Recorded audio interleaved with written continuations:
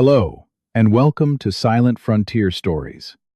On a brutal winter night, a grieving father holds his starving newborn while his children watch in silence. Fearing hope has already slipped away. Stay with me as we uncover the unexpected knock that changed their fate and the miracle that followed. Samuel Harrison pressed his dying daughter against his chest and whispered the only prayer he had left. "Please, not her too." Behind him, 4 children huddled together, watching their father break. Tommy held Hannah's hand. Rebecca clutched Benjamin's shirt. None of them had eaten in 2 days. The fire was dying, the blizzard was screaming, and baby Grace hadn't cried in hours. That silence terrified him more than anything. If you want to know how this father survived the impossible, stay with me until the very end. Hit subscribe and comment what city you're watching from. I want to see how far this story travels. Samuel Harrison had buried his wife 19 days ago. Tonight, he was certain he would bury his daughter too. The cabin felt smaller than it ever had. The walls pressed in. The fire sputtered and spat, eating through the last of the wood he'd managed to drag inside before the blizzard sealed them in. 4 days now. 4 days of wind that howled like something wounded and vengeful. 4 days of watching his children grow thinner, quieter, more afraid. And 4 days of watching baby Grace fade. She lay in his arms now, wrapped in every clean cloth he could find. 3 weeks old. 3 weeks since Eleanor had smiled at her, kissed her forehead, and whispered that she was perfect. 3 weeks since his wife had closed her eyes and never opened them again. Grace wasn't crying anymore. That was the part that made Samuel's hands shake. Babies cried. It was what they did. They wailed and fussed and demanded and screamed until you gave them what they needed.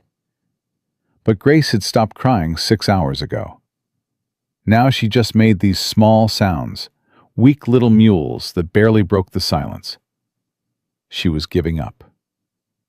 "Pa?" Samuel turned his head. Tommy stood in the doorway to the back room, his 9-year-old face too serious, too old. Behind him, Samuel could see the other children piled together on the bed, sharing warmth. Hannah's blonde hair spilled across the pillow. Rebecca's small arm was wrapped around Benjamin's chest. They were asleep, or pretending to be. "Go back to bed, son." "Is Grace gonna die?" The question hit Samuel like a physical blow. He wanted to lie. Wanted to say something comforting, something that would put the light back in his boy's eyes. But Tommy had watched his mother die, had stood at the grave while Samuel shoveled frozen dirt over the wooden box, had taken over feeding and dressing his younger siblings because Samuel could barely function. Tommy deserved the truth. "I don't know," Samuel said. His voice cracked. "I'm trying, Tommy. I'm trying everything I can think of." "What about the sugar water? Ma used to—" "She won't take it anymore. She's too weak." Tommy's jaw tightened. That stubborn set of his chin was pure Eleanor. "Then we gotta do something else." "We can't just let her die, Pa. We can't." "You think I don't know that?" The words came out harsher than Samuel intended. He watched Tommy flinch, watched the boy's eyes drop to the floor, and hated himself for it. This child had done nothing but try to help, had stepped up in ways no 9-year-old should ever have to. And here Samuel was, snapping at him because he couldn't handle his own failure. "I'm sorry," Samuel said quietly. "I didn't mean—" "It's okay, Pa." Tommy's voice was steady, but his hands were shaking. "I know you're tired." "We're all tired." "Yeah." Tommy looked at his baby sister, at her still, pale face. "Hannah keeps asking when Ma's coming back. I don't know what to tell her anymore." Samuel closed his eyes. Hannah was 7, old enough to understand death, young enough to keep hoping it wasn't real. She'd been asking that question for 19 days, and every time, Samuel felt another piece of his heart crack. Tell her the truth. Ma's in heaven. She's watching over us. But is she, Pa? Is she really? Tommy's voice dropped to a whisper. Because if Ma was watching, wouldn't she send help? Wouldn't she do something? Samuel had no answer for that. The fire crackled. The wind screamed. And somewhere in the endless white outside, the blizzard kept burying them deeper. Go back to bed, Samuel said again. Keep your siblings warm. That's the most important thing you can do right now. What about you? I'll sit with Grace. Try to get her to take a little more water. Tommy nodded slowly. He started to turn away, then stopped. Pa? Yeah? I love you. The words were simple, the kind of thing children said every day without thinking. But in that moment, with death pressing in from all sides, they hit Samuel harder than anything had since Eleanor's last breath. I love you too, son. More than anything.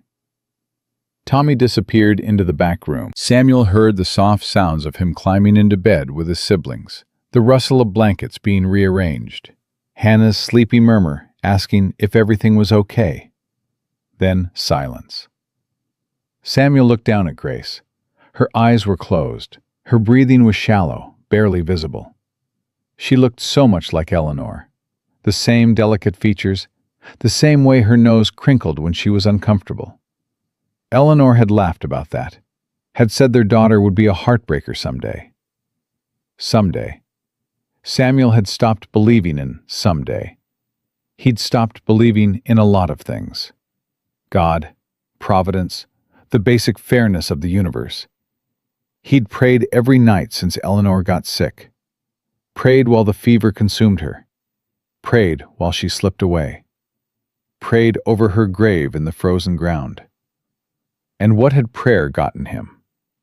5 children with no mother. A newborn he couldn't feed.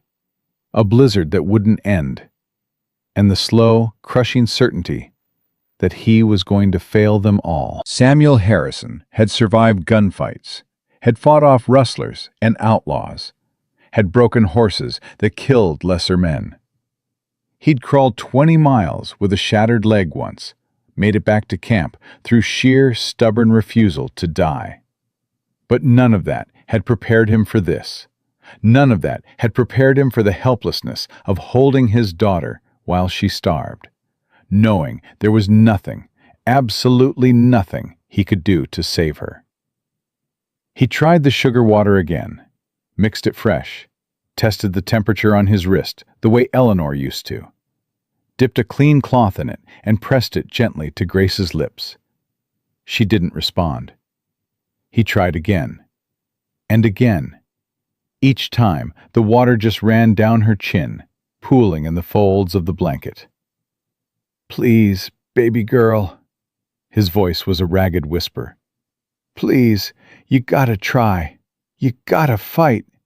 Your ma would want you to fight. Nothing. The fire was dying. Samuel knew he should add more wood, but that would mean setting Grace down, and he couldn't. Couldn't let go of her. Couldn't stop trying, even though trying wasn't working, even though nothing was working, even though he was watching his daughter die, and there wasn't a damn thing he could do about it. This was his fault, all of it. If he'd noticed Eleanor's fever sooner, if he'd ridden for the doctor faster, if he'd been a better husband, a better provider, a better man, maybe she would have lived. Maybe Grace would be nursing happily right now, full and content. Maybe his children would be laughing instead of crying themselves to sleep. Maybe. Samuel pressed his forehead against Grace's blanket and let the tears come. He'd tried so hard to stay strong. For Tommy, for Hannah, for all of them. But here in the dark, with the wind howling and his baby fading, and his heart breaking into pieces too small to ever put back together. He couldn't pretend anymore. He was failing. He was losing. And soon he would be burying another piece of his family in that frozen ground. "I'm sorry," he whispered to Eleanor, to God, to anyone who might be listening. "I'm sorry I couldn't do better. I'm sorry I couldn't save her. I'm sorry for everything." The wind answered with another shriek, and then, impossibly, beneath the roar of the blizzard, a knock. Samuel's head snapped up. 3 sharp raps against the cabin door. Deliberate, urgent. He stared at the door, certain he'd imagined it. No one could be out in this storm. The snow was chest high. The temperature was deadly. Anyone caught outside would freeze to death within hours.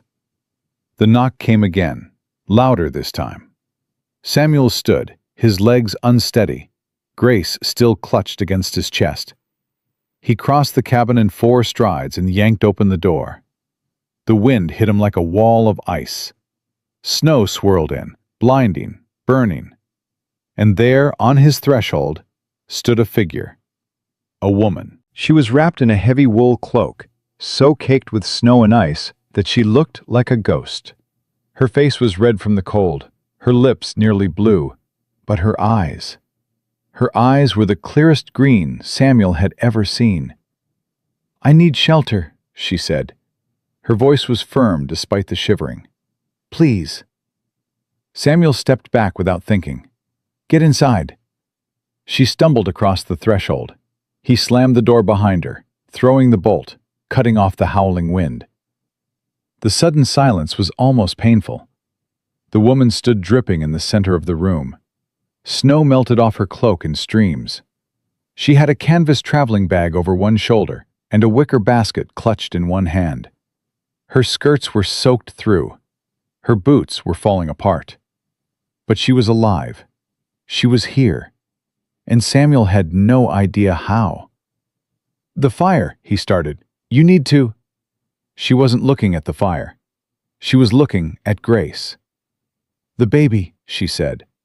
Her eyes went sharp, assessing. "Is she ill?" "Hungry." The word came out like broken glass. "Her mother died 3 weeks ago. I don't have—" He couldn't finish. The word stuck in his throat, trapped by shame and desperation and 19 days of failing. The woman's expression shifted. Something moved behind her eyes. Decision. Purpose. She set down her bag and basket, stripped off her wet cloak with quick, efficient movements, crossed the cabin toward him. "May I?" She held out her arms. Samuel hesitated. This woman was a stranger. He didn't know her name, where she came from, why she was out in a blizzard that should have killed her. For all he knew, she could be— Grace made a weak sound against his chest. That tiny, fading mule that meant she was slipping further away. Samuel passed his daughter over.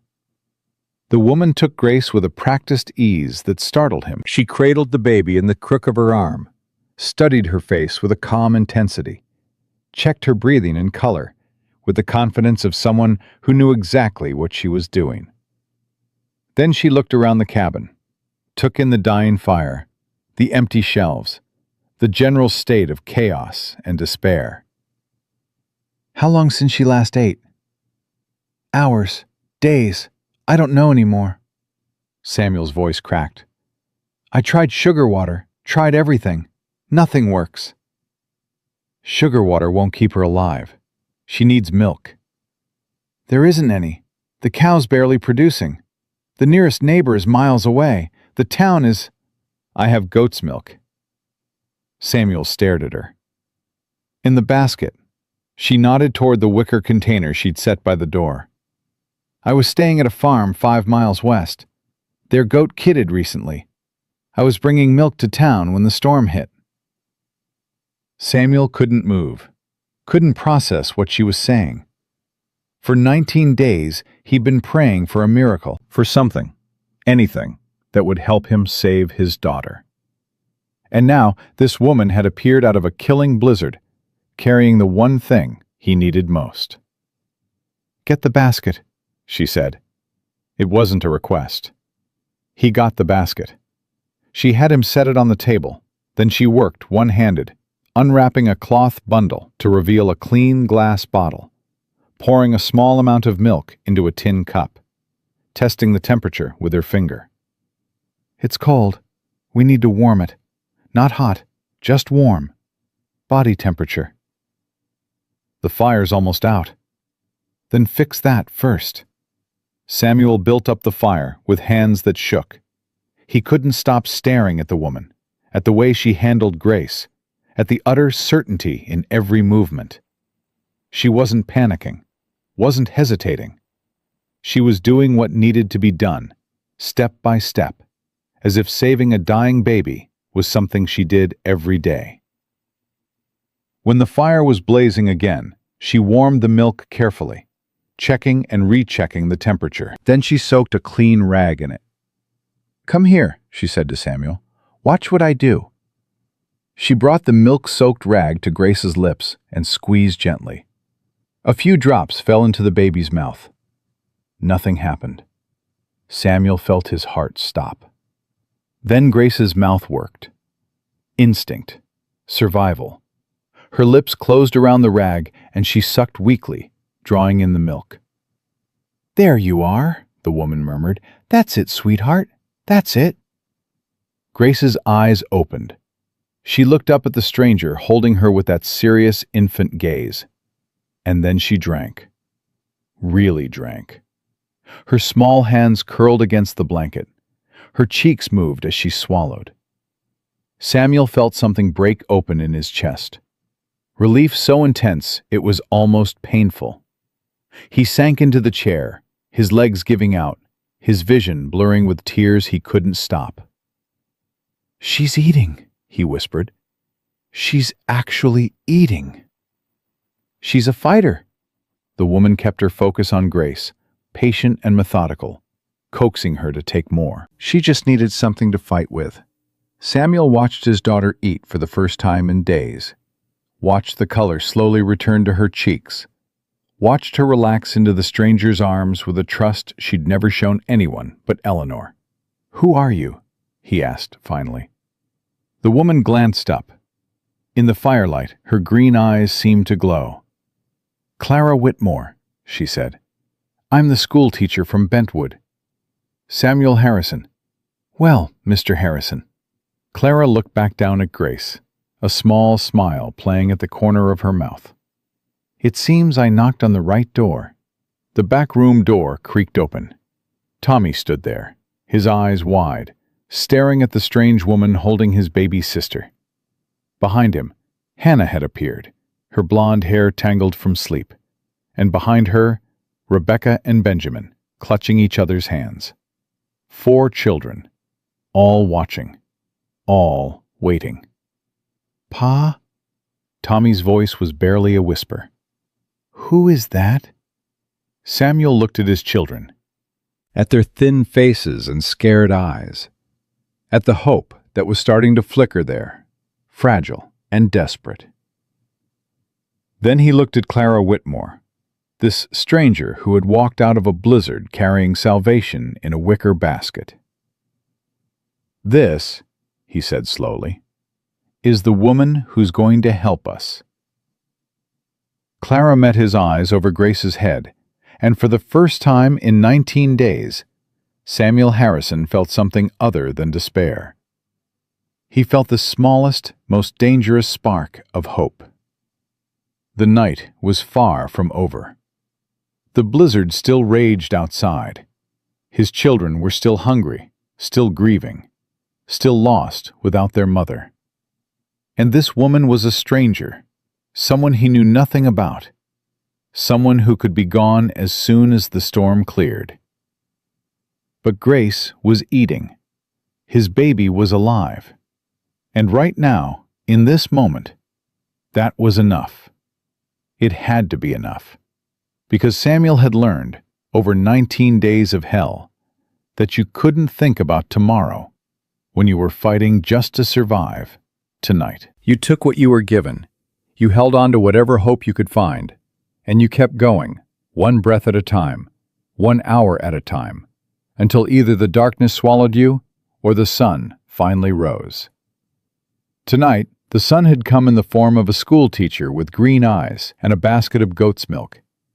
Tomorrow would bring its own battles, but tonight, Samuel Harrison would let himself hope. Just a little. Just enough. Grace finished feeding just as the fire finally threw enough heat to reach the corners of the cabin. Clara wiped the baby's chin with a clean cloth, then lifted her to her shoulder, patting her back with the same gentle rhythm Eleanor used to use. Samuel watched from his chair, unable to move, unable to look away. "She'll need to eat again in 2 hours," Clara said. "Small amounts, frequently. Her stomach has shrunk from going without. We pushed too much too fast, she'll bring it all back up." 2 hours, Samuel nodded. "I can do that." "You'll need to sleep at some point, Mr. Harrison." "I'll sleep when she's out of danger." Clara raised an eyebrow, but didn't argue. Instead, she turned her attention to the 4 children still huddled in the doorway of the back room. Her expression softened in a way that transformed her face entirely. "Hello there," she said quietly. "You must be Grace's brothers and sisters." Tommy stepped forward, positioning himself between the stranger and his siblings. That protective stance was pure instinct. Samuel had seen the same thing in the boy 100 times since Eleanor died. "Who are you?" Tommy demanded. "How'd you get here?" "My name is Clara, Miss Whitmore, if you prefer. I'm a teacher in Bentwood." She kept her voice calm, unhurried. "I got lost in the storm and saw your father's light in the window. He was kind enough to let me in." "You have milk," Hannah said from behind Tommy's shoulder. Her voice was small, wondering. "Real milk?" "I do. Goat's milk. Would you like some?" Hannah looked at Samuel, asking permission. He nodded, and she crept forward, her bare feet silent on the wooden floor. She was thin. Too thin. All his children were. 3 weeks of grief and chaos and barely enough food to go around had carved the softness from their faces. Clara poured a small amount of milk into a cup and held it out. Hannah took it with both hands, brought it to her lips, and drank like she'd never tasted anything so good in her life. "Slow down, sweetheart," Clara said gently. "There's more. You don't have to rush." Rebecca appeared next, tugging Benjamin behind her. At 5, she was the boldest of the girls, the one most likely to ask questions and demand answers. At 3, Benjamin was the quietest, hiding behind his sisters and watching the world with wary eyes.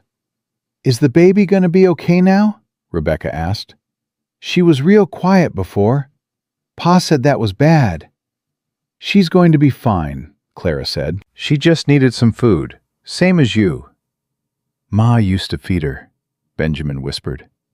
It was the first words Samuel had heard him speak in days. "Ma's gone now." Clara's expression flickered. Pain. Understanding. Something deeper that Samuel couldn't quite read. "I know, sweetheart. I'm so sorry about your mama." She crouched down to Benjamin's level, still holding Grace against her shoulder. "But your papa's been taking care of you, hasn't he? And your big brother Tommy. And now I'm here to help too. You're not alone." Benjamin stared at her for a long moment. Then, slowly, he reached out and touched Grace's blanket with one small finger. "She's warm now," he said. "She is. Ma was cold, at the end. Pa said it was because she went to heaven." Samuel felt his throat close up. He hadn't known Benjamin remembered that. The boy had been in the room when Eleanor passed, sitting in the corner with his thumb in his mouth, watching with eyes too young to understand what was happening. Clara didn't flinch, didn't offer false comfort or empty platitudes. "Heaven's not cold," she said simply. "Heaven's warm and bright and full of love. Your mama isn't cold anymore, Benjamin. She's watching over all of you, wrapped up in God's light." Benjamin considered this. Then he nodded, satisfied, and retreated behind Rebecca again. Tommy hadn't moved from his position by the doorway. His arms were crossed, his jaw set. He was studying Clara with the same suspicious intensity Samuel had seen him use on strangers who came to the ranch. "How do we know you're really a teacher?" Tommy asked. "Tommy," Samuel said warningly. "It's a fair question." Clara met Tommy's gaze without flinching. "You don't know me. You have every reason to be careful. Smart boy." "I ain't a boy. I'm 9. 9? Almost a man then." Clara's mouth quirked. "And the man of the house? With your father so busy caring for your baby sister. That's a heavy responsibility." Something shifted in Tommy's expression. The suspicion didn't disappear, but it softened slightly. Clara had seen him. Really seen him. Not as a child to be dismissed, but as someone carrying weight he shouldn't have to carry. "I do what needs doing," Tommy said quietly. "I can see that." Clara stood, adjusting Grace in her arms. "Your father's lucky to have you. All of you." "Lucky." Tommy's voice was flat. "Ma's dead and the baby almost starved, and we've been trapped in this cabin for 4 days. Don't feel lucky." "Tommy." Samuel stood, his exhaustion suddenly less important than the pain in his son's voice. "That's enough." "No, Pa, it ain't enough." Tommy's composure cracked just slightly. "Nothing's been enough since Ma died. You keep saying it'll get better, but it don't get better. It just keeps getting worse and worse, and now some stranger shows up out of nowhere, and we're supposed to just trust her?" The cabin went silent. Clara looked at Samuel. He looked at Tommy. Hannah grabbed Rebecca's hand. Benjamin pressed closer to his sisters. Samuel crossed the room and knelt in front of his son. He put his hands on Tommy's shoulders, feeling the tension coiled there, the fear and anger and grief all tangled together. "You're right," Samuel said quietly. "You're right about all of it. Nothing's been enough. Nothing's gotten better. And I've been failing you, Tommy. Failing all of you." "Pa, no, I didn't mean—" "Let me finish." Samuel took a breath. "Your mama was the one who held this family together. She knew things I don't know, could do things I can't do. And losing her, it broke something in me. Something I don't know how to fix." Tommy's eyes were bright with tears he was fighting not to shed. "But this woman," Samuel continued, nodding toward Clara, "she walked out of a blizzard that should have killed her. She had exactly what we needed to save your sister. And she didn't have to stop here. Could have kept going, tried to find somewhere else. But she saw our light, and she knocked on our door, and she helped." "What if she leaves?" Tommy's voice was barely a whisper. "What if she leaves like Ma did?" "Then we'll figure it out. Same as we've been figuring everything else out. But right now, son, she's here. And Grace is alive because of it. That's got to count for something." Tommy looked at Clara, really looked at her, past the suspicion and fear. "You gonna leave?" he asked her directly. "Soon as the storm breaks?" Clara was quiet for a moment. Then she said, "I don't know yet. The storm's got to break first. Let's worry about getting through tonight before we start borrowing trouble from tomorrow." It wasn't a promise. It wasn't a commitment, but it was honest, and Tommy seemed to accept that. "All right," he said slowly. "All right." Samuel squeezed his son's shoulders, then stood. "Get your siblings back to bed. It's late, and you all need rest." "What about food? Hannah and Becca and Ben ain't had nothing since morning." Samuel looked at Clara, a question in his eyes. "I have bread," she said, "and a little bacon in my bag. It's not much, but it'll fill their bellies tonight." "We can't take your food," Samuel said automatically. "You can, and you will." Clara's voice was firm. "I ate at the Miller farm this morning. I can go without until the storm clears. Your children can't." There was no room for argument in her tone. Samuel had known her less than an hour, but he already recognized that voice. It was the voice of someone used to being obeyed. Within 20 minutes, the children were fed. Not much, just a few bites of bread and bacon each, but it was warm and real and more than they'd had all day. Benjamin fell asleep at the table, his head drooping onto Rebecca's shoulder. Tommy carried him to bed, while Hannah helped Rebecca under the blankets. When they were settled, Tommy appeared in the doorway one more time. "Miss Whitmore?" Clara looked up from where she was cleaning the dishes.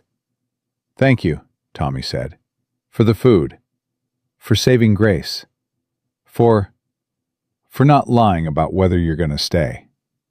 "You're welcome, Tommy." He nodded once, then disappeared into the back room. Samuel sank into his chair by the fire. The exhaustion was hitting him now, wave after wave. He'd been running on fear and desperation for so long that his body didn't know what to do with relief. "You should sleep," Clara said. "Can't." "Can't or won't?" "Both." He rubbed his face with his hands. "Every time I close my eyes, I see her, Eleanor, lying in that bed, burning up with fever, asking me to take care of them." Clara was quiet, letting him talk. "I promised her," Samuel continued. "Last thing I ever said to her. I promised I'd keep them safe, keep them fed, keep them alive." His voice broke. "I've been failing that promise every single day since she died." "You haven't failed." "Grace almost died tonight." "Almost." Clara crossed the room and sat on the chair across from him. Grace was sleeping in her arms, peaceful and content. "But she didn't die. She's right here, warm and fed and breathing. You kept her alive long enough for help to arrive. That's not failure, Mr. Harrison. That's survival." "Barely." "Barely's enough. Barely's all any of us can manage sometimes." Clara looked at him with those clear green eyes. "I lost my father when I was 16. Watched my mother fall apart afterward. Watched my whole family collapse under the weight of grief. So I understand, Mr. Harrison. I understand what it feels like when the person holding everything together is suddenly gone." "What'd you do?" "I became the person holding everything together, whether I was ready or not." She smiled faintly. "It nearly killed me. But I survived. And so will you." Samuel stared at her. This stranger who'd appeared out of a storm, who spoke about loss and survival like she knew them intimately, who held his daughter like she'd been born to it. "Why'd you come west?" he asked. "Pretty woman with an education? You could have had an easy life back east." "Easy isn't the same as good." Clara's gaze drifted to the fire. "My mother remarried after my father died. A man I couldn't respect. He wanted me to be quiet and small and grateful. I wanted to be useful." She shrugged. "So I applied to teach out here, where women can be more than ornaments, where what you do matters more than who your family is." "Must have been hard, leaving everything behind." "Yes, but not as hard as staying would have been." She looked back at him. "Sometimes the brave thing isn't holding on, Mr. Harrison. Sometimes it's letting go and starting over." Samuel thought about that. Thought about Eleanor, about the life they'd built, about the future they'd planned that would never happen now. "I don't know how to start over," he admitted. "Neither did I. But you learn, one day at a time, one choice at a time." Clara shifted Grace slightly. "Right now, the only choice you need to make is whether to sleep in your bed or that chair, because you're swaying where you sit, and you're no use to anyone if you collapse. I should stay up, help with Grace's next feeding. I'll handle it. You've been up as long as I have. Longer, probably, with all that walking in the storm. I'll rest between feedings. It's only 2 hours. Clara's voice softened. Let me help, Mr. Harrison. It's why I'm here. Samuel wanted to argue, wanted to insist he could manage, that he didn't need help, that he wasn't the kind of man who let strangers carry his burdens. But he was so tired, and she was offering, and Grace was safe in her arms. The bed's through there, he said finally, nodding toward his room. You take it. I'll stay out here by the fire. Absolutely not. That's your bed. And you're the guest. I'm the help. Clara raised an eyebrow. You said so yourself, to your children. Now act like it. Go sleep in your own bed. I'll wake you if anything changes. She said it like it was already decided, like arguing was pointless. Samuel was too exhausted to test that theory. 2 hours, he said, standing. You wake me in 2 hours, and I'll take over. Fine. Promise me. I promise. Clara smiled slightly.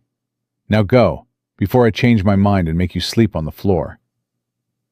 Samuel walked to his bedroom door, then stopped. Turned back. Miss Whitmore? Yes? Thank you. For everything. For Grace. For feeding my children. For being here. He swallowed hard. I don't know why God sent you to us tonight, but I'm grateful. More grateful than I know how to say. Clara looked at him, and something in her expression shifted, softened. Maybe God didn't send me, she said quietly. Maybe I just got lost in a blizzard and stumbled onto the one door where someone needed exactly what I had to give. She paused. Or maybe that's the same thing. Samuel didn't have an answer for that. He went to bed. The sheet still smelled like Eleanor. That faint hint of lavender soap she'd loved, mixed with something else, something that was just her. Samuel buried his face in her pillow and breathed deep, letting the scent wash over him. I found someone to help us, he told her silently. A schoolteacher from Bentwood. She saved Grace, Ellie. She saved our daughter. The wind howled outside. The cabin creaked and settled, and through the thin walls, Samuel could hear Clara humming softly as she rocked Grace by the fire. It wasn't Eleanor's voice. Eleanor couldn't carry a tune to save her life, had always laughed about it, said God gave her many gifts, but singing wasn't one of them. But it was a woman's voice, a gentle voice, a living voice. And for the first time in 19 days, the cabin didn't feel empty. Samuel closed his eyes. He slept. When he woke, gray light was filtering through the window. Dawn, or close to it. The storm had quieted, the wind dropping from a scream to a moan. Samuel sat up, disoriented. He'd slept for hours, more than 2 hours. Clara had promised to wake him. He stumbled out of the bedroom, his heart pounding with sudden fear. But the main room was calm. The fire was blazing, freshly stoked. Grace was sleeping peacefully in her cradle, her color good, her breathing even. And Clara was at the stove, doing something that smelled impossibly good. She turned when she heard him. You were supposed to wake me, Samuel said. You were supposed to sleep, Clara shrugged. You look like you needed it more than I needed help. Grace fed twice in the night, took more each time. She's doing well. Samuel crossed to the cradle, looked down at his daughter. She was pink and warm and alive, so different from the gray, still infant he'd been holding last night. I dreamed about her, he said quietly. Eleanor. She was standing at the end of the bed, smiling at me. Said she was glad I wasn't alone anymore. Clara was silent for a moment. Then she said, Maybe it wasn't a dream. Samuel looked at her. My grandmother used to say the dead visit us when we need them most, Clara continued, "that they find ways to let us know they're watching. I don't know if I believe it, but I like the idea." Eleanor would have believed it. She believed in all sorts of things I thought were foolish. Samuel's throat tightened. Signs and omens and the power of prayer. Said I was too practical for my own good. Maybe she was right. Maybe. The back room door opened. Tommy appeared, followed by Hannah, Rebecca, and Benjamin in a sleepy parade. They all stopped short at the sight of Clara still there, still standing at their stove, still real. "You stayed," Hannah said, her voice full of wonder. "The storm's not over yet." Clara smiled. "And I believe I promised you breakfast." "Breakfast?" Rebecca's eyes went wide. "Real breakfast?" "Pancakes, if you'll help me make them." All four children looked at Samuel. "Well," he said, "you heard Miss Whitmore. Get over there and help." What followed was chaos. Good chaos. The kind of chaos Samuel hadn't seen in this cabin since Eleanor died. Hannah cracked eggs while Rebecca stirred batter. Benjamin sat on a stool and licked the spoon when Clara wasn't looking. Tommy set the table with a seriousness that made him look like a tiny general preparing for battle. And through it all, Clara moved among them with easy grace, answering questions, giving instructions, laughing at jokes that weren't particularly funny. She fit. That was the thought that kept circling through Samuel's mind. She fit in this space, with these children, in this life that had felt so broken and empty for so long. It terrified him, because she wasn't staying. She had a life in town, a job, a place to be. Once the storm cleared, she'd leave, and everything would go back to the way it was before. Empty. Overwhelming. Impossible. But he couldn't think about that now. Couldn't borrow trouble from tomorrow, when today was still unfolding. So he sat at the table with his children, and this stranger who'd saved his daughter's life. He ate pancakes that were better than anything he'd managed in 3 weeks. He watched Hannah smile for the first time since her mother died. He listened to Rebecca chatter about her dreams. He saw Benjamin laugh, actually laugh at something Clara said, and he let himself have this moment. Just this one moment of peace. Whatever came next, whatever the future held, he would always have this morning, this breakfast, this memory of his family feeling whole again, even if it was only temporary, even if it was built on borrowed time. The storm would break eventually. Everything would change. But right now, in this cabin, in this moment, Samuel Harrison felt something he'd thought he'd lost forever. He felt like a father again. The storm held them captive for 6 more days. 6 days of snow piling higher against the cabin walls. 6 days of wind that came and went like something breathing. 6 days of Clara Whitmore becoming part of their lives in ways Samuel hadn't expected and couldn't quite explain. She had a gift with the children. That was clear from the first morning. Hannah followed her everywhere, watching how she cooked, how she folded clothes, how she held Grace with that easy confidence. Rebecca peppered her with questions about everything, about Bentwood and teaching and why she'd left the East, and whether she had a husband and why not.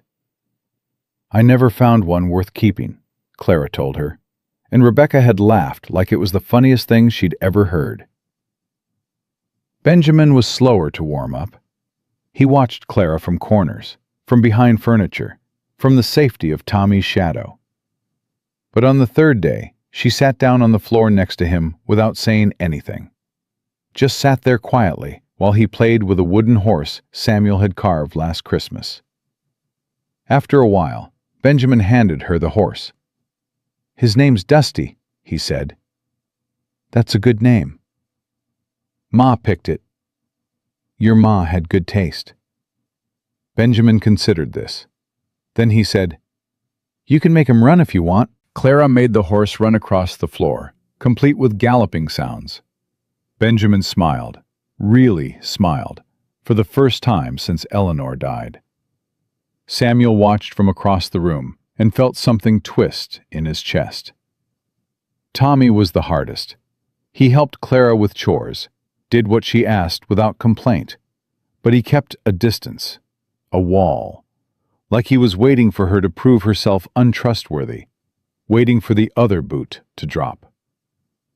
On the fifth night, after the younger children were asleep, Tommy sat at the table cleaning his father's rifle the way Samuel had taught him.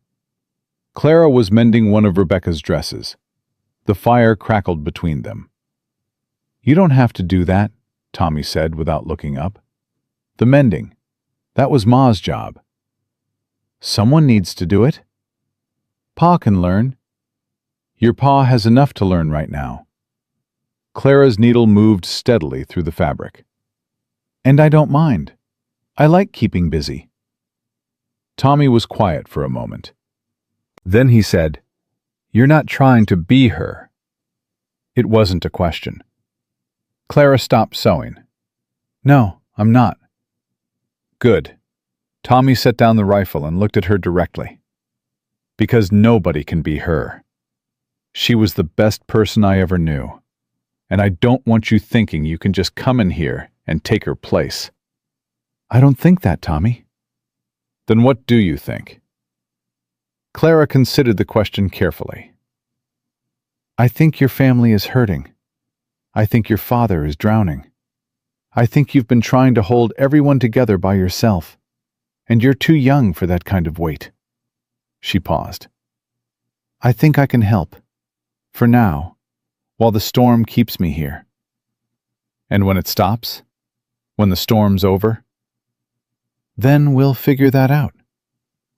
That's not an answer. It's the only honest one I have. Clara met his gaze steadily. "I can't promise you I'll stay forever, Tommy. I don't know what forever looks like for me. But I can promise you this. Whatever I do, whatever happens, I won't lie to you about it. You deserve that much." Tommy stared at her for a long moment. Something in his expression shifted. Not quite acceptance, but something close to it. "Pa likes you," he said finally. "I can tell. Your pa is grateful. That's different from liking." "No, it ain't." Tommy picked up the rifle again. "I know my pa. He don't look at people the way he looks at you. Not since Ma." Clara's hands stilled on the mending. "Tommy, I ain't saying it's bad." Tommy's voice was quiet. "Ma told me, before she died. Told me Pa was going to need someone. Said I should let him find happiness again when the time came. Said it wasn't betrayal, loving someone new. It was just living." Clara didn't respond. Samuel, listening from the bedroom doorway where he'd stopped without meaning to, felt his heart hammer against his ribs. "I think maybe you're that someone," Tommy continued. "I don't know for sure, but I think maybe.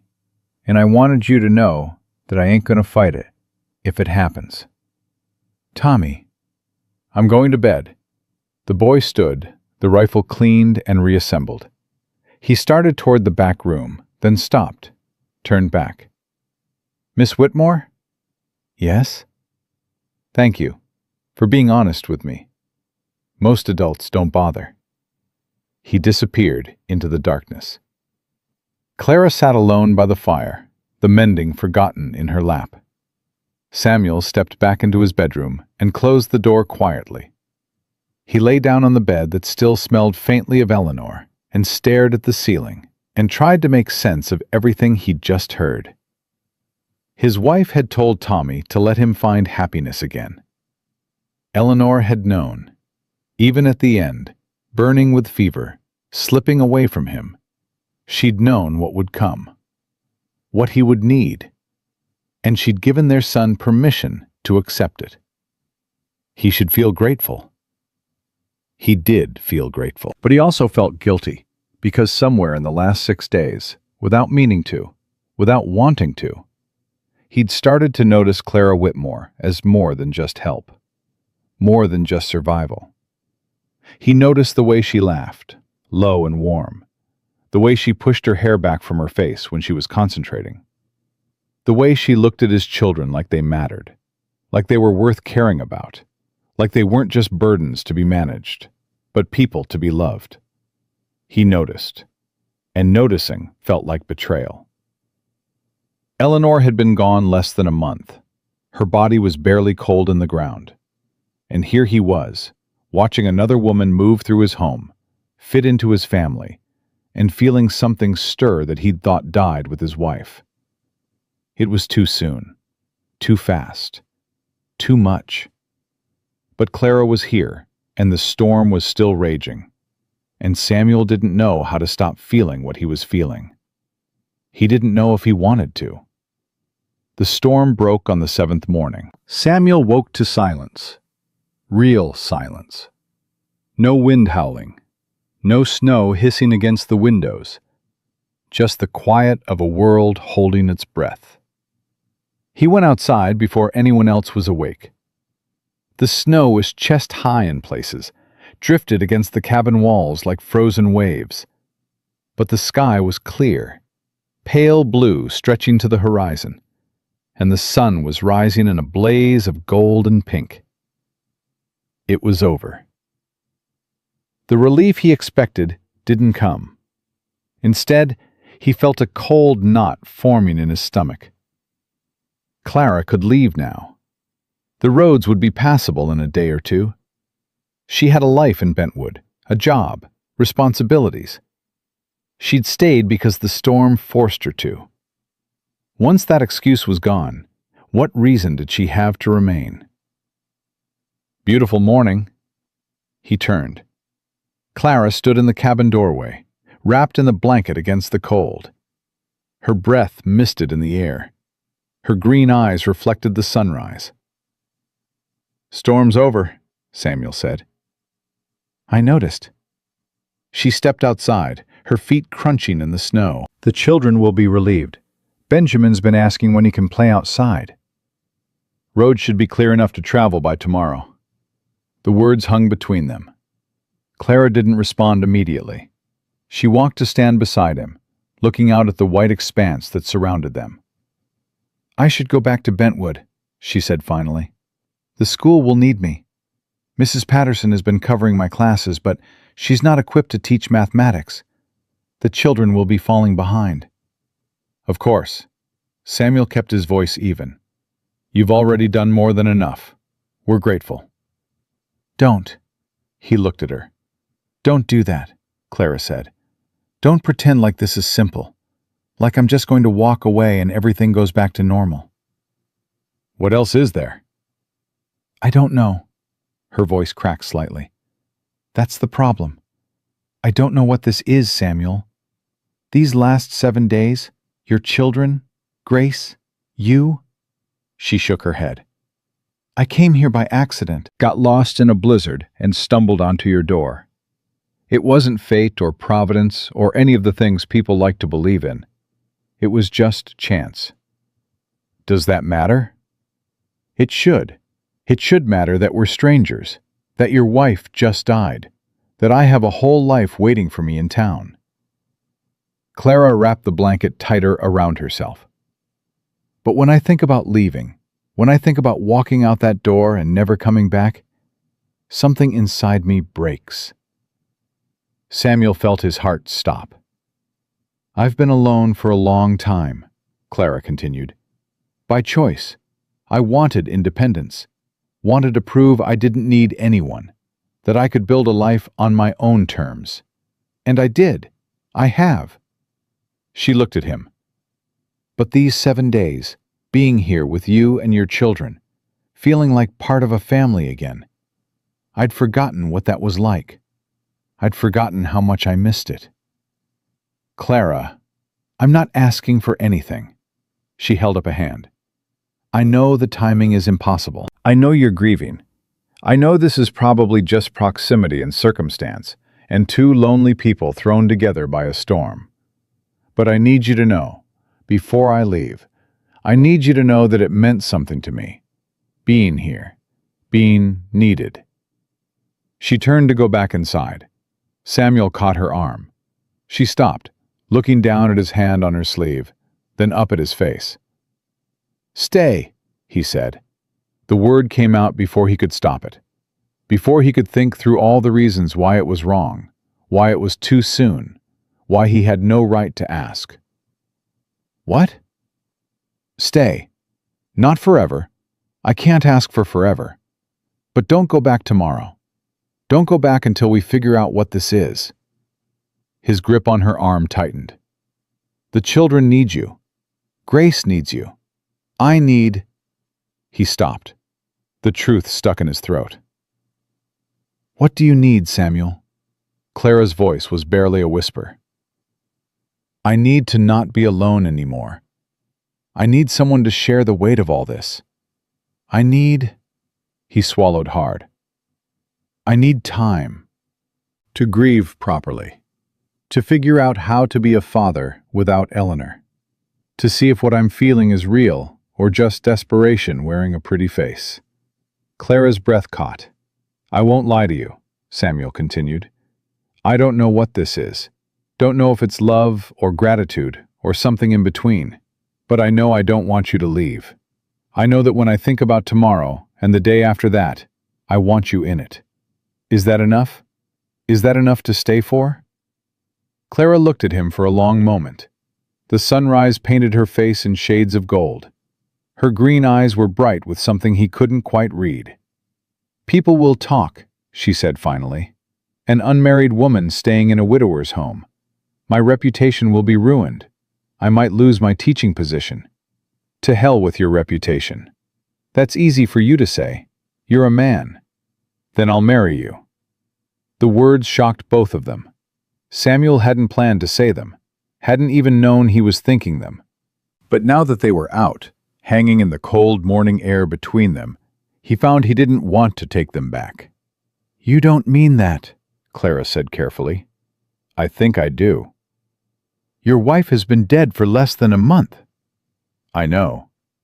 "This is insane." "Probably." "You don't even know me, not really." "I know you walked out of a blizzard to save my daughter.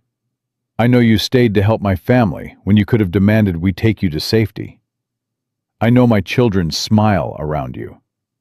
I know my son told you things he's never told anyone, and you handled it with grace."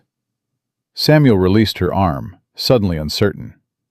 "I know I feel more like myself around you than I have since Eleanor died. Is that enough? Is that enough to build something on?" Clara stared at him. Her hands were trembling. "I can't have children," she said. The confession came out harsh, sudden, like something she'd been holding back for years. Samuel blinked. "What?" "A doctor in Philadelphia told me years ago. There was an illness when I was young, and the damage—" She took a shaky breath. "That's why I never married. That's why I came west. Because what use is a wife who can't give her husband heirs?" "Clara, I should have told you before.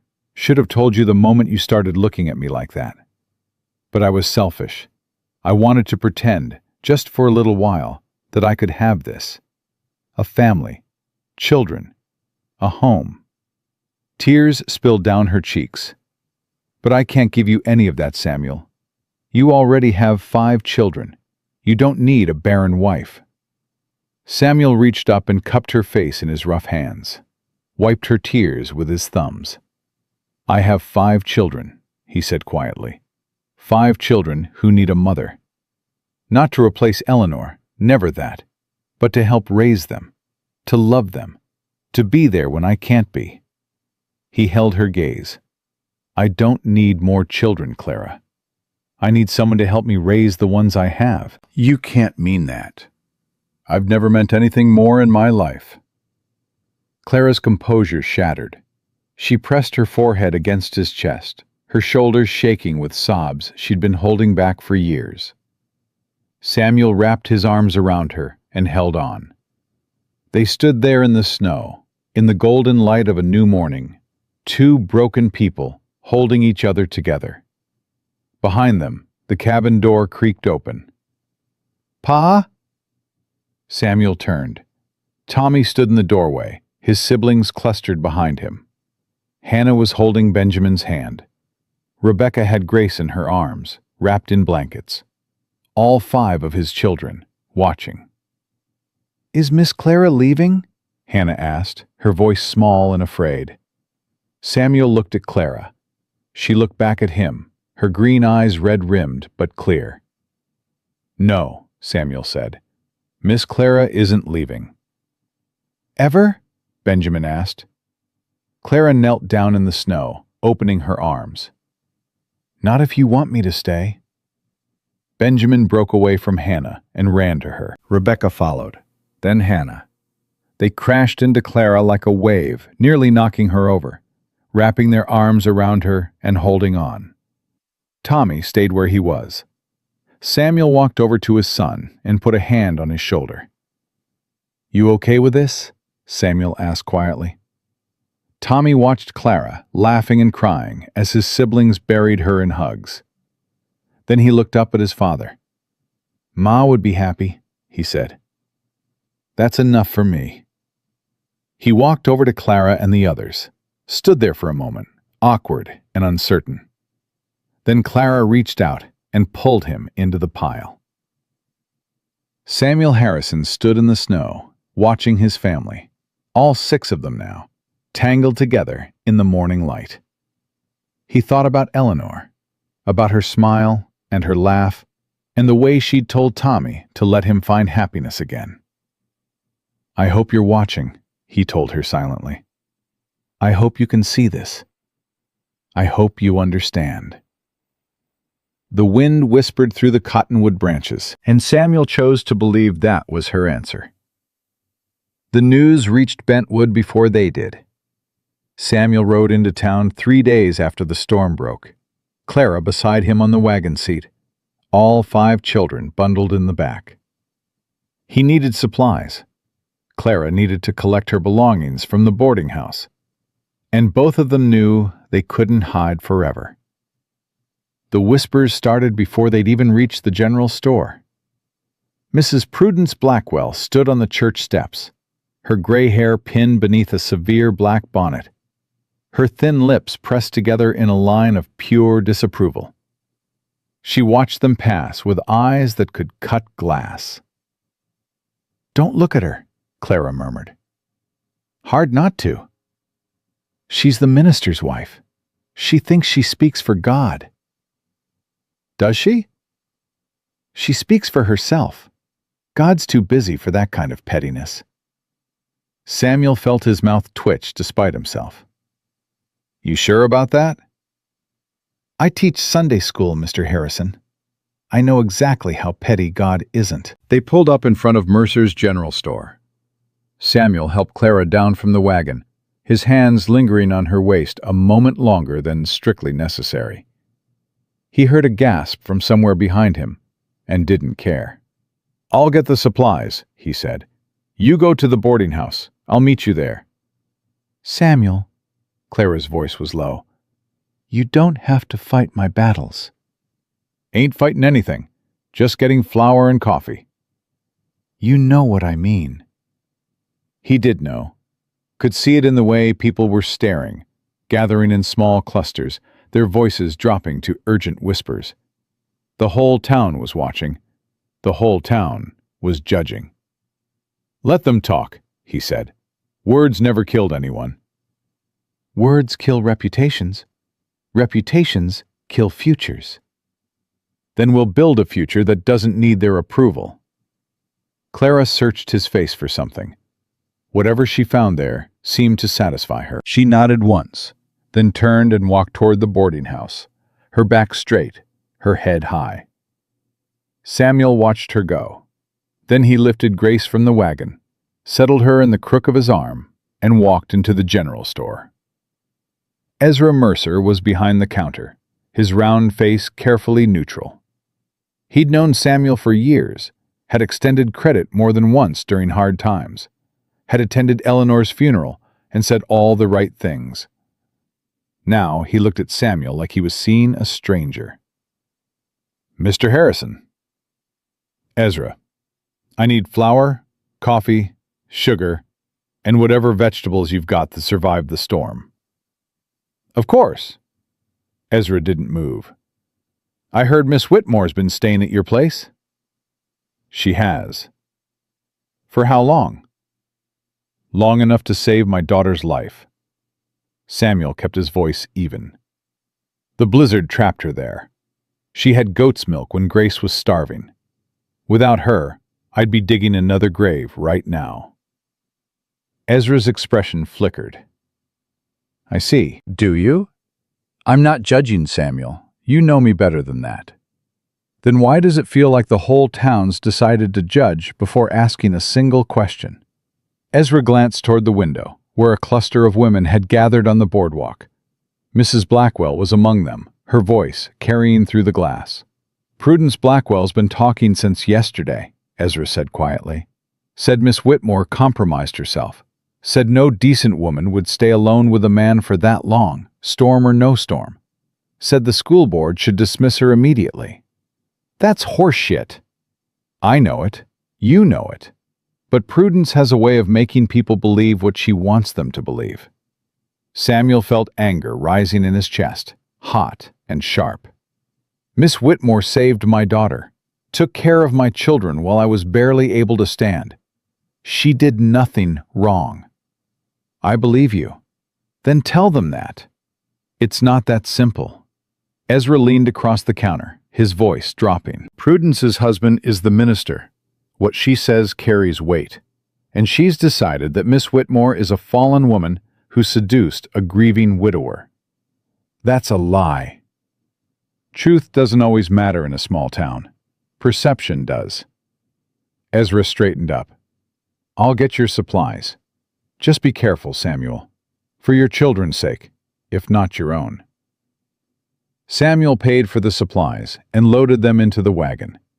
Tommy helped, his face tight with awareness of the stares following them. Pa, why's everyone looking at us like that? Because they don't understand. Understand what? That Miss Clara's a good woman who helped us when we needed it most. Tommy was quiet for a moment. Then he said, Ma always said small minds make small worlds. Your ma was a wise woman. Is Miss Clara going to be okay? Samuel looked toward the boarding house where Clara had disappeared. I'm going to make sure of it. He found her in the small room she'd rented, packing her belongings into a worn carpet bag. Her movements were quick, efficient, but he could see the tremor in her hands. What happened? Clara didn't turn around. Mrs. Patterson came to see me. She's on the school board. And they voted to suspend me pending an investigation into my moral character. Clara's voice was flat. Apparently living in a widower's home for 7 days is enough to warrant concern about what I'm teaching the children. Samuel felt the anger surge again. That's not fair. Fair has nothing to do with it. Clara finally turned to face him. Her eyes were dry, but he could see the hurt beneath the surface. I knew this would happen. I warned you it would happen. Then why'd you stay? Because I couldn't leave. Her composure cracked slightly. Because your children needed me. Because Grace needed me. Because you needed me, and I couldn't walk away from that. I still need you. Samuel. No, listen to me. He crossed the room, took her hands in his. I don't care what they say. I don't care what they think. You're coming back to the ranch with me. Today. Right now. That'll only make things worse. Things can't get worse. They've already decided you're guilty. Might as well give them something to be right about. Clara stared at him. You don't mean that. I mean every word. You want respectability? Fine. I'll give you respectability. Samuel took a breath. Marry me. You already asked me that. I'm asking again, properly this time. In front of witnesses, if that's what it takes. Samuel, you don't have to. I want to. He squeezed her hands. I want you, Clara. Not just as help, not just as a nursemaid for my children, as my wife, as my partner, as the woman I wake up next to every morning for the rest of my life. It's been less than a month since Eleanor died. I know how long it's been. I count the days every morning when I wake up. His voice roughened. But Eleanor told Tommy to let me find happiness again. She gave me permission before she even left. And I really think, she'd want this. She'd want someone like you. Clara's eyes filled with tears. You don't know me. Not really. Then let me learn. Give me the chance to learn. And if you regret it, if you wake up one day and realize you made a mistake, then we'll figure it out together. That's what marriage is, isn't it? Figuring things out together? Clara laughed despite herself, a watery sound that was half sob. You make it sound so simple. Maybe it is simple. Maybe we're the ones making it complicated. Before she could respond, a commotion erupted outside. Voices raised in argument. Someone called Samuel's name. He went to the window and looked down at the street below. Mrs. Blackwell stood in the middle of the road, a crowd gathering around her. She was pointing at the boarding house, her voice carrying clear and sharp. There, that's where the harlot hides. That woman who corrupted a grieving man, who wormed her way into his home, who exposed innocent children to her sinful presence. Samuel felt something cold settle in his chest.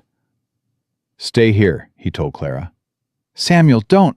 But he was already gone, taking the stairs two at a time, pushing through the boarding house door and out into the street. The crowd parted as he approached. Mrs. Blackwell fell silent, her eyes widening slightly as she took in his expression. Mr. Harrison, she recovered quickly, her voice dripping with false sympathy. I understand you've been through a terrible ordeal. The loss of your wife, the storm, the vulnerability of being alone with young children. It's natural that you might be confused, that you might mistake gratitude for something more inappropriate. Stop talking. The words cut through her speech like a blade. Mrs. Blackwell's mouth snapped shut. You don't know anything about what happened in my home, Samuel said. His voice was quiet, but it carried across the silent crowd. You weren't there when my daughter was dying. You weren't there when I held her and prayed for God to send help. You weren't there when Miss Whitmore walked out of that blizzard with exactly what we needed to survive. Mr. Harrison, I'm simply trying to protect the moral fabric of our community. You're trying to destroy a good woman because she did something kind. Samuel stepped closer. Mrs. Blackwell stepped back. Miss Whitmore saved my daughter's life. She cared for my children when I could barely function. She did nothing wrong, nothing immoral, nothing shameful. An unmarried woman living alone with a man for 7 days was trapped by a storm that would have killed anyone who tried to travel through it. Would you rather she'd frozen to death in the snow? Mrs. Blackwell's face reddened. That's not yes or no. Would you rather she died? Silence. That's what I thought. Samuel turned to face the crowd. He recognized most of them. Neighbors, acquaintances, people who'd come to Eleanor's funeral and told him how sorry they were. Miss Whitmore is a good woman. She's a good teacher. And she's going to be my wife. Gasps rippled through the crowd. You can't be serious, Mrs. Blackwell sputtered. Your wife isn't even cold in her grave. My wife is dead. Samuel's voice cracked on the word. I buried her 4 weeks ago. I've spent every day since trying to keep our children alive and failing at it. And then Miss Whitmore came, and for the first time since Eleanor died, I could breathe again. He looked around at the watching faces, some hostile, some sympathetic. Most just curious, hungry for drama in a town where nothing exciting ever happened. I'm not asking for your approval, Samuel continued. I'm not asking for your permission. I'm telling you how things are going to be. Miss Whitmore is coming home with me. We're going to get married as soon as it can be properly arranged. And anyone who has a problem with that can take it up with me directly." "This is outrageous!" Mrs. Blackwell's composure finally shattered. Reverend Blackwell, say something!" The crowd shifted, and the thin, gray-haired man stepped forward. Reverend Thomas Blackwell looked tired, his eyes carrying the weight of a man who'd spent decades listening to other people's problems. "Samuel," he said quietly, "is this truly what you want?" "It is." "And Miss Whitmore, does she consent to this?" "You should ask her yourself." Clara appeared in the boarding house doorway. She'd gathered her composure, her back straight, her chin lifted. She walked down the steps and crossed the street to stand beside Samuel. "Miss Whitmore," Reverend Blackwell addressed her directly, "do you wish to marry this man?" "I do. Despite the circumstances? Despite the talk that will follow you?" "Words are just words, Reverend. What matters is what we do with our lives, not what other people say about them." Reverend Blackwell studied her for a long moment. Then he turned to his wife. "Prudence?" "Thomas, you can't possibly be considering—" "I'm considering what God would want me to consider. A man who lost his wife, children who lost their mother, a woman who helped them when no one else could." He shook his head slowly. "I see no sin here, only grace." "Grace?" Mrs. Blackwell's voice rose. "She compromised herself. She showed compassion." Reverend Blackwell's voice hardened. "Something this town could use more of." The crowd murmured. Mrs. Blackwell looked around, seeking support, finding none. "I'll perform the ceremony myself," Reverend Blackwell said, "whenever you're ready." "Tomorrow," Samuel said. "The sooner, the better." "Tomorrow, then." The Reverend nodded once. "God bless you both." He took his wife's arm and led her away. She went, but not before shooting Clara a look of pure venom. The crowd began to disperse. Some people offered quiet congratulations. Others just walked away, their opinions clear in their silence. Mrs. Dorothy Brennan approached, her weathered face creased with a genuine smile.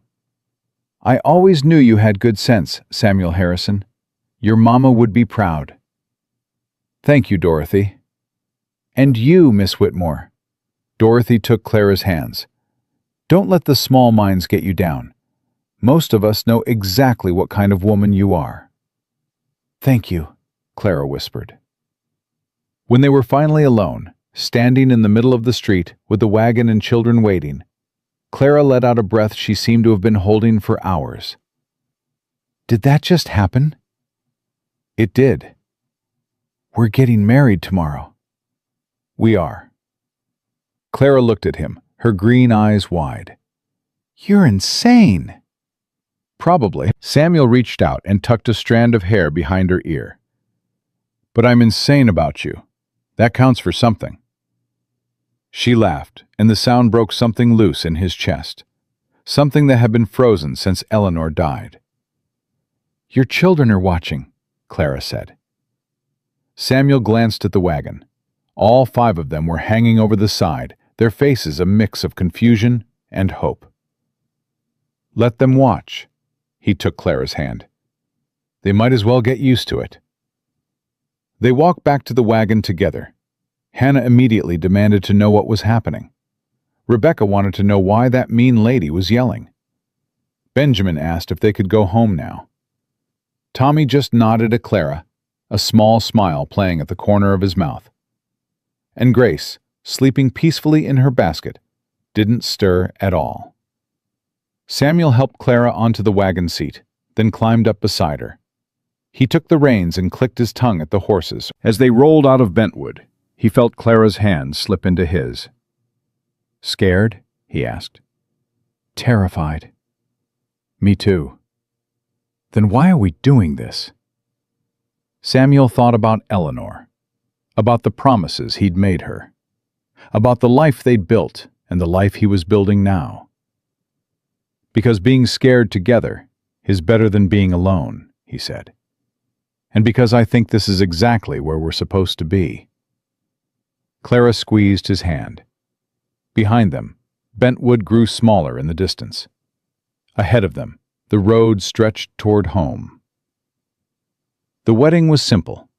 Reverend Blackwell performed the ceremony in the small church, just as he'd promised. The pews were mostly empty. Dorothy Brennan sat in the front row with her two oldest daughters. Ezra Mercer came, standing awkwardly near the back, like he wasn't sure he belonged.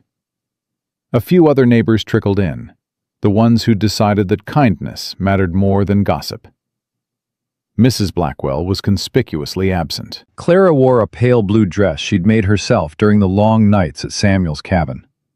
The fabric had come from a bolt Eleanor had purchased before she died, still wrapped in paper, waiting for a project that would never come. Clara had found it in a trunk and asked Samuel's permission before cutting into it. Eleanor would want it used, he'd said. She hated waste. So Clara had sewn her wedding dress from a dead woman's fabric, and somehow that felt right. Like Eleanor was part of this. Like she was giving her blessing in the only way she still could. Tommy stood beside his father as witness. At 9 years old, he was too young for the role, but Samuel had insisted. "You're the man of this family too," Samuel told him. "You earned that. You should be part of this." Tommy had straightened his shoulders and nodded, trying to look older than his years. Hannah held Grace throughout the ceremony, her thin arms careful and steady. Rebecca kept Benjamin quiet by letting him play with a wooden horse she'd smuggled into the church. They were all there, all watching, all part of what was happening. When Reverend Blackwell asked if Samuel would take Clara as his wife, Samuel's voice was clear and strong. "I will." When he asked Clara the same question, she looked at Samuel, then at the children, then back at the man who was about to become her husband. "I will." The ring Samuel slipped onto her finger had belonged to his grandmother. Simple gold, worn smooth by years of wear. It fit Clara perfectly, as if it had been waiting for her all along. "You may kiss your bride," Reverend Blackwell said. Samuel cupped Clara's face in his rough hands and kissed her gently. Behind them, Hannah giggled. Rebecca made a disgusted sound. Benjamin asked loudly why grown-ups did that with their mouths. And Tommy, standing at his father's shoulder, smiled. After the ceremony, Dorothy Brennan hosted a small gathering at her farm. Nothing fancy, just food and conversation, and the quiet celebration of two people finding each other in the aftermath of tragedy. "You've got yourself a good one," Dorothy told Clara, while the children played in the yard. "Samuel Harrison's one of the finest men in this valley. Loyal to a fault. Works harder than any 3 others combined." "I know," Clara said. "And those children adore you already. I can see it." "I adore them back." Dorothy studied her with knowing eyes. "You're going to be all right, you know. Despite what Prudence Blackwell thinks. Despite what anyone thinks. You found your place." Clara watched Samuel across the yard, watched him lift Benjamin onto his shoulders, while Grace slept in the crook of his arm. Hannah was showing Rebecca how to do a cartwheel. Tommy stood nearby, pretending he was too old for such things, but watching with a smile he couldn't quite hide. "Yes," Clara said quietly. "I think I have." They went home that evening as a family. The cabin felt different now. Not empty, not haunted, just full of possibilities waiting to be discovered. Clara had moved her belongings into Samuel's bedroom, arranged her books on the shelf next to his, hung her few dresses in the space beside Eleanor's. She'd worried about that last part, about whether it was wrong to take a dead woman's place so literally. But Samuel had been the one to suggest it. "Eleanor's things should stay," he said. "This was her home. Her children need to see her presence here, need to know she's not forgotten. But there's room for you too. There's always been room. So Clara's life merged with Eleanor's, not replacing, but joining. Two women's belongings side by side, two stories becoming one. The first weeks were an adjustment. Clara learned the rhythms of ranch life, the early mornings and endless chores, the way weather dictated everything. She learned which of Samuel's silences meant he was thinking, and which meant he was struggling. She learned how to read his moods, when to push and when to give him space. Samuel learned, too. Learned that Clara needed time alone with her books, that she got irritable when she hadn't read something in days. Learned that she hummed when she was happy and went silent when she was worried. Learned that she had nightmares sometimes, dreams about her father's death that left her shaking in the darkness. On those nights, he held her without asking questions.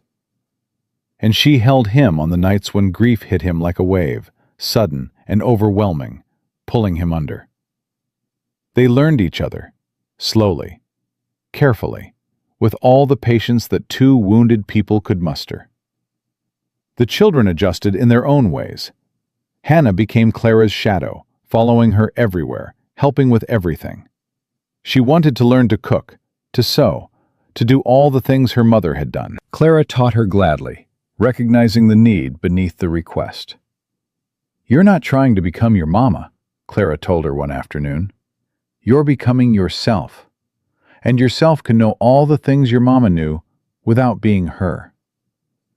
Hannah had cried at that, and Clara had held her, and something between them had shifted into place. Rebecca was easier. She accepted Clara with the uncomplicated trust of a 5-year-old, adapting to the new reality without overthinking it. Clara was here. Clara was nice. Clara made good pancakes. That was enough. Benjamin took longer. He still watched Clara from corners sometimes, still compared her to Eleanor in ways he didn't have words for. But slowly, gradually, he began to seek her out, began to ask her to read him stories, began to call her mama without seeming to realize he was doing it. The first time it happened, Clara's heart nearly stopped. She looked at Samuel, uncertain. "Let him," Samuel said quietly. "If that's what he needs, let him." So Clara became mama to a 3-year-old who'd lost one mother and found another. And she loved him for it, loved him with a fierceness that surprised her. Loved all of them with an intensity she hadn't known she was capable of. Tommy was the last to fully accept her, not because he was hostile, not because he fought against the change, but because he remembered Eleanor most clearly, carried her loss most consciously, and needed more time to make peace with what had taken her place. It happened on a spring evening, 3 months after the wedding. Clara was sitting on the porch, watching the sunset paint the valley in shades of gold and purple. The younger children were inside, getting ready for bed. Samuel was in the barn, finishing the evening chores. Tommy appeared and sat down beside her without speaking. They stayed that way for a while, comfortable in the silence. "Ma used to watch the sunset," Tommy said finally. "Every evening if she could. Said it was God's way of reminding us that endings could be beautiful." "She sounds wise." She was. Tommy picked at a splinter in the porch railing. "I miss her." "I know you do." "Does that bother you, that I miss her?" Clara turned to look at him. "Why would it bother me?" "Because you're here now. Because you're our ma now, sort of. Because maybe you want us to forget her so we can love you instead." "Tommy," Clara's voice was gentle but firm, "I will never, ever want you to forget your mother. She gave you life. She loved you for 9 years. She shaped who you are. That doesn't go away because I'm here."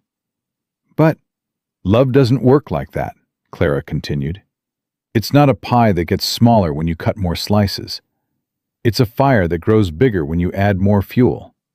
You can love your mother and love me too. You can miss her and accept me at the same time. Those things aren't opposites." Tommy was quiet for a long moment. Pa loves you, he said. I hope so.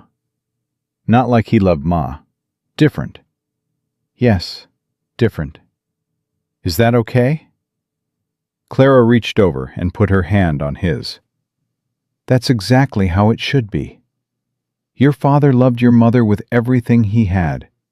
He built a life with her, had 5 children with her, buried her when she died. That love will always be part of him.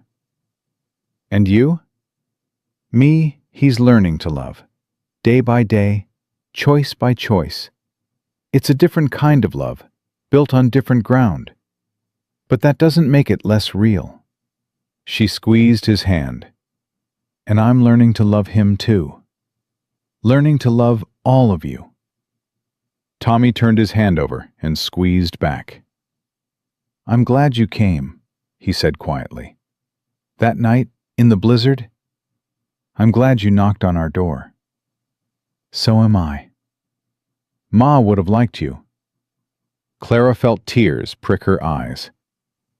That might be the kindest thing anyone's ever said to me. Tommy smiled, really smiled, and for a moment he looked like the 9-year-old boy he was supposed to be, instead of the little old man grief had made him.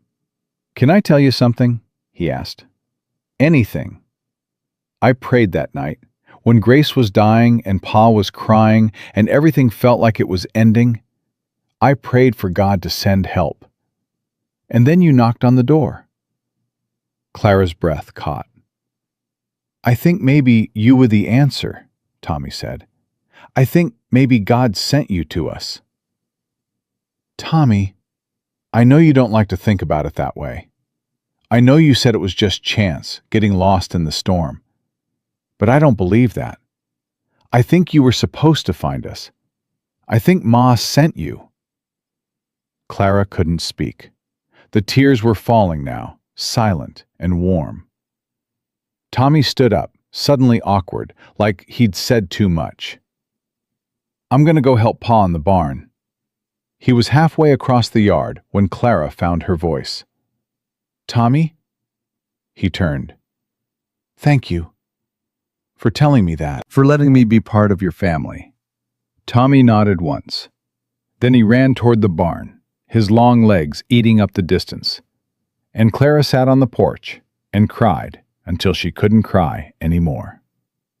Summer came and went. Clara returned to teaching 3 days a week, with accommodations made for her responsibilities at home. Mrs. Patterson had advocated for her reinstatement once the initial scandal died down. Most of the school board had come around, recognizing that whatever had happened during the blizzard, Clara Whitmore Harrison was still the best teacher their children had ever had. Mrs. Blackwell remained hostile, but her influence had waned. People had seen her cruelty, had watched her try to destroy a good woman for the crime of showing kindness. They remembered. Small towns always remembered. Grace grew strong and healthy, her personality emerging more each day. She had Eleanor's delicate features, but Samuel's stubbornness, a combination that promised trouble in the years to come. She called Clara Mama, the only mother she would ever know, and Clara loved her with the same fierce intensity she loved all the others. Samuel started building the new house on the hilltop. It would take years to complete, he warned Clara. They didn't have the money to hire help, so he'd do it himself, board by board, nail by nail, whenever he could spare time from the ranch work. I don't care how long it takes, Clara told him. We have time. They did have time, all the time in the world. On a cool autumn morning, nearly a year after the blizzard that had brought them together, Clara woke feeling strange. Not sick exactly, just different. Like something had shifted inside her that she couldn't quite identify. She didn't mention it to Samuel, didn't want to worry him over nothing. But the feeling persisted. Days turned into weeks, and slowly, Clara began to recognize what was happening. She went to Dr. Whitfield in town, the same doctor who'd pronounced her barren all those years ago in Philadelphia. He examined her carefully, his expression growing more puzzled by the moment. "Mrs. Harrison," he said finally, "I don't know how to explain this, but you're pregnant." Clara stared at him. "That's not possible." "And yet here we are." Dr. Whitfield shook his head in wonder. "Medicine doesn't know everything, Mrs. Harrison. The body has mysteries we haven't begun to understand. Whatever damage you suffered in your youth, it seems to have healed. You're carrying a child." Clara walked home in a daze. She found Samuel in the barn, brushing down one of the horses. He looked up when she appeared, immediately concerned by her expression. "What's wrong? What did the doctor say?" "Nothing's wrong." Clara's voice was barely a whisper. "Samuel, I'm pregnant." He went completely still. "The doctor in Philadelphia said I couldn't. Said the damage was too severe. But Dr. Whitfield says it's true." Tears spilled down her cheeks. "I'm going to have a baby. Our baby." Samuel crossed the barn in 3 strides and pulled her into his arms. He held her so tight she could barely breathe, his whole body shaking with emotion he couldn't contain. "Are you sure?" "The doctor's sure." "Clara." He pulled back to look at her face, his own eyes bright with tears. "Clara, this is... I know." "After everything? After what you were told?" "I know." He kissed her, deep and desperate and full of joy. They told the children that evening at dinner. Hannah burst into tears of happiness. Rebecca demanded to know if it would be a boy or a girl.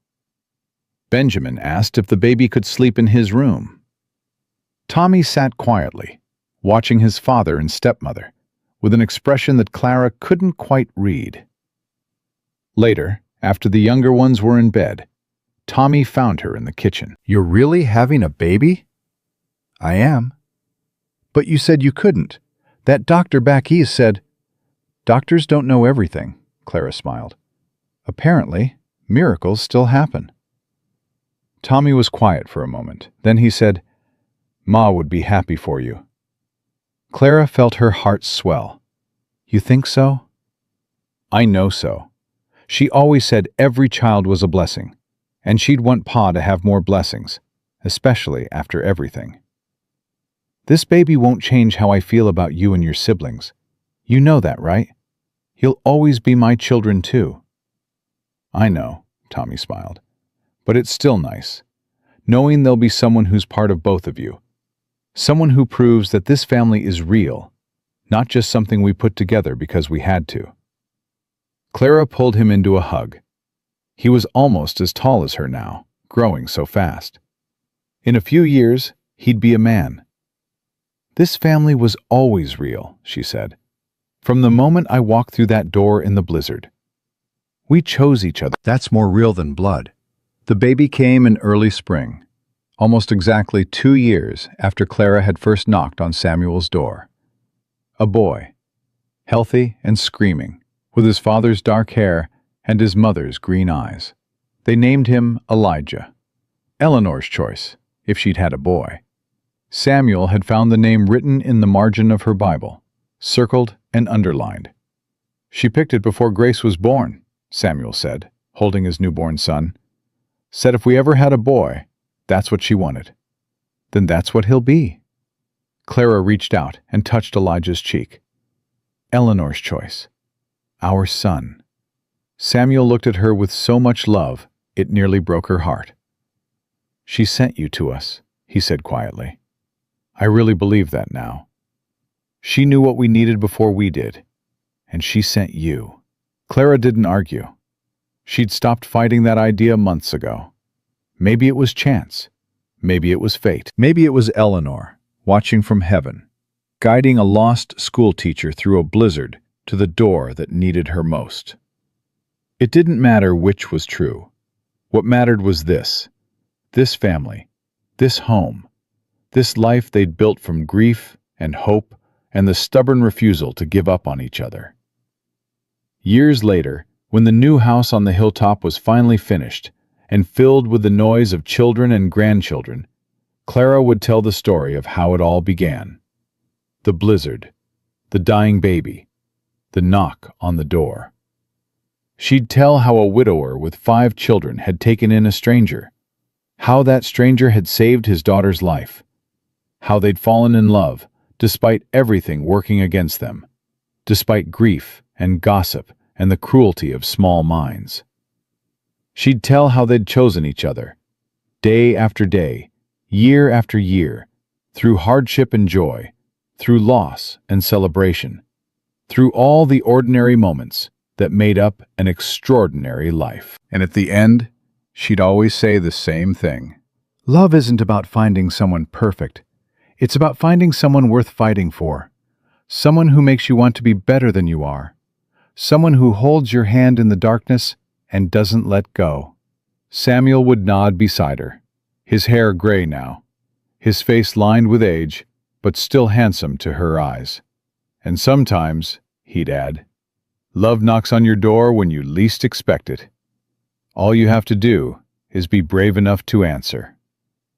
The cabin still stood on the property, preserved as a reminder of where they'd started. Every winter, when the first heavy snow fell, the Harrison family stocked it with supplies and left a light burning in the window. Just in case someone else was lost in a storm. Just in case someone else needed saving. Because Samuel and Clara Harrison understood something that most people never learned.